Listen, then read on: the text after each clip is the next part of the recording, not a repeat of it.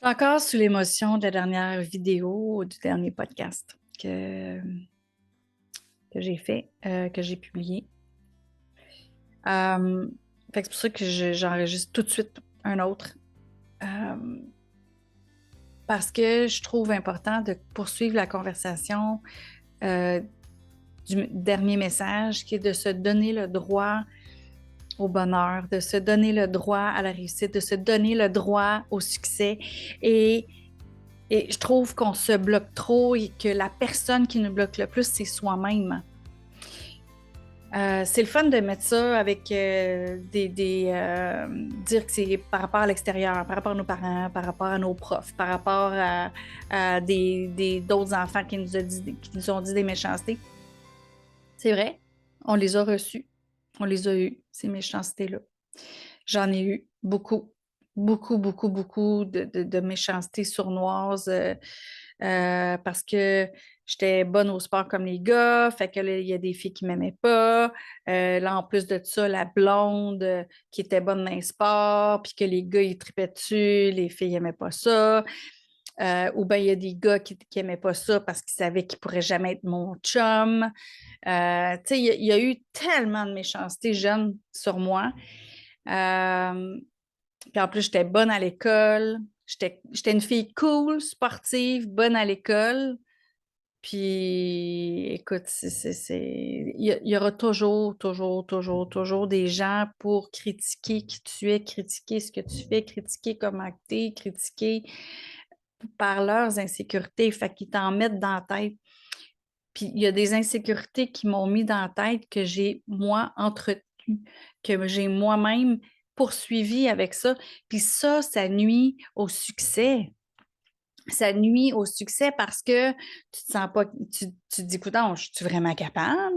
Je suis vraiment correcte? Je suis vraiment compétente? J'ai-tu vraiment l'expérience? Je suis vraiment la personne qu'il faut? Puis là, tu te sens imposteur. Puis là, en même temps, tu te dis, ouais, ça peut-tu arrêter? Puis là, quand tu es devant un client ou que tu es devant quelque chose que tu veux closer ou que tu veux. T'as un doute, t'as encore tout ce Moses de doute-là qui vient. C'est comme, OK, je suis vraiment la bonne personne? Puis les vont vraiment me prendre? Puis là, ils disent, sont capables d'avoir ma compétence, puis de mon expérience. Puis là, aujourd'hui, j'enregistre. C'est ma journée de ma fête. J'ai 53 ans aujourd'hui. Et imagine.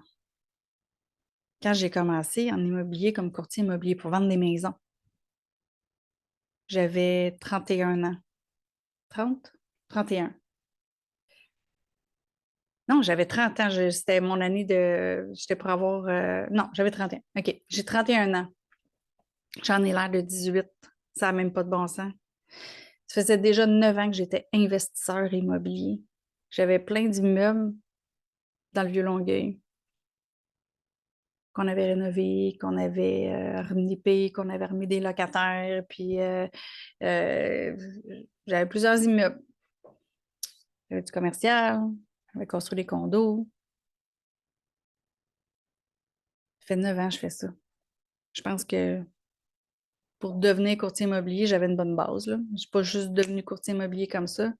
Puis je me sentais imposteur, imagine, là, j'ai 9 ans d'expérience là-dedans, dans la négociation, dans les locataires, dans l'achat, dans la vente. Puis là, je veux le faire pour les gens. Puis je doutais pareil. C'est fou, hein? Je doutais pareil. Pourquoi? Parce que il y avait le regard des autres sur mon allure physique. Mon allure physique qui faisait que, ben oui, c'est jeune, elle. Ben oui, je suis jeune. J'avais quand même 31 ans. Puis c'est fou que de savoir que à quelque part, Euh, quand je me mettais à parler, par exemple, les gens les voyaient ma compétence. Ils voyaient mon expérience, puis ils voyaient ma compétence, puis ils voyaient que tabarouette, OK, elle va nous amener quelque part. Par contre, avant que je puisse être devant les gens pour leur parler, c'était difficile, là. Fait que c'est ça qui met plein de petits doutes à un moment donné dans ta tête. Puis c'est ça qui a fait que je suis devenue une spécialiste, justement, de servir tellement bien les gens qu'ils ils m'ont référé. Ils me référaient et ils revenaient. Ils revenaient vers moi, puis écoute, leurs meilleurs amis, leurs enfants, leurs collègues de travail, ils me référaient parce que je faisais la job. Mais avant que je puisse rentrer là, les premiers que je connaissais pas, là, où je n'étais pas référée, c'était difficile. Puis, mais quand tu es référé, ça, c'est extraordinaire parce que les gens, ils ont déjà confiance. L'autre t'a vendu. Fait que la vente est comme 90% faite là, pour qu'ils puissent te prendre comme personne pour le contrat.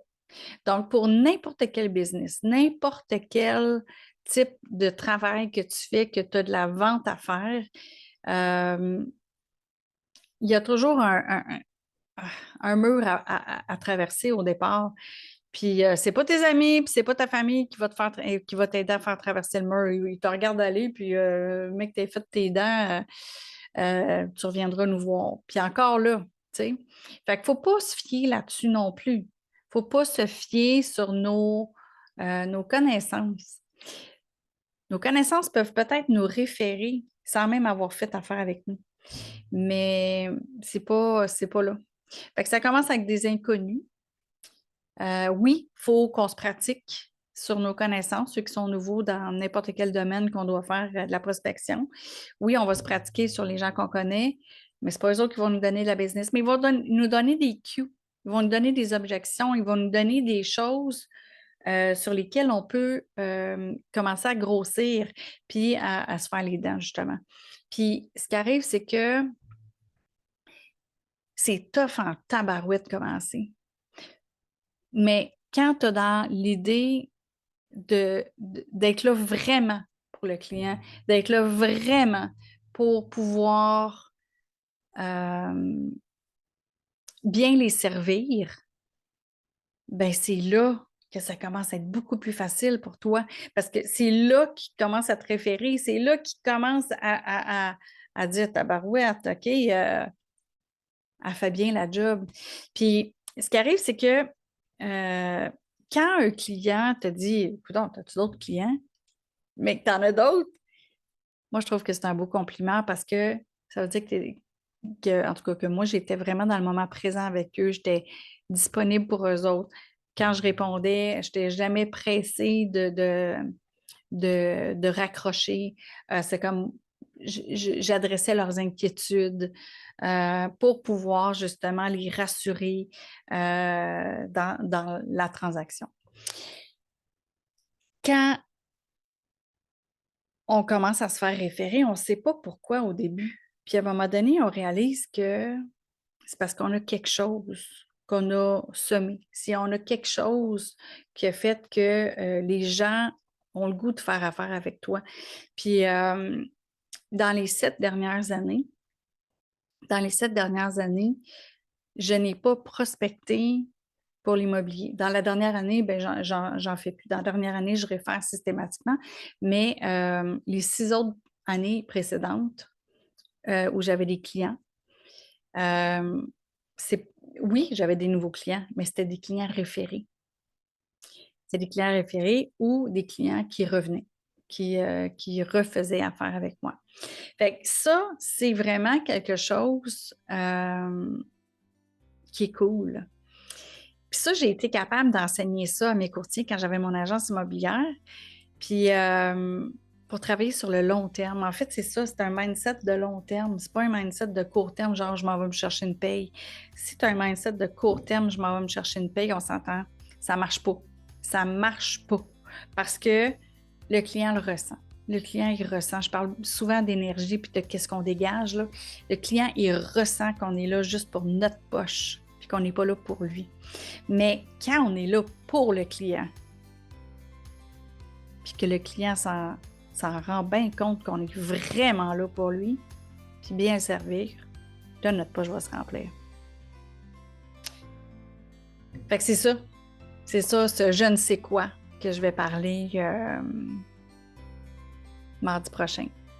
Fait que je fais un webinaire là-dessus mardi prochain sur ce je ne sais quoi. Mais c'est ça. se faire confiance, de se regarder comme si c'était un film, puis de voir qu'on n'est pas un imposteur, qu'on a vraiment la compétence ou l'expérience pour le faire. Ça, c'est vraiment c'est un beau cadeau qu'on s'offre quand on est rendu là, à pouvoir se le faire. Puis une fois de temps en temps, il faut le revoir, le film. Pour se rappeler des détails et de se rappeler de l'histoire. C'est pas juste un one-shot. On n'en va pas juste au cinéma une fois pour le voir. On va le voir, puis le revoir, puis le revoir, le film. On a besoin de se répéter l'histoire pour pouvoir continuer. Puis croire en soi. Puis dire, tabarouette, je suis à la bonne place. Salut.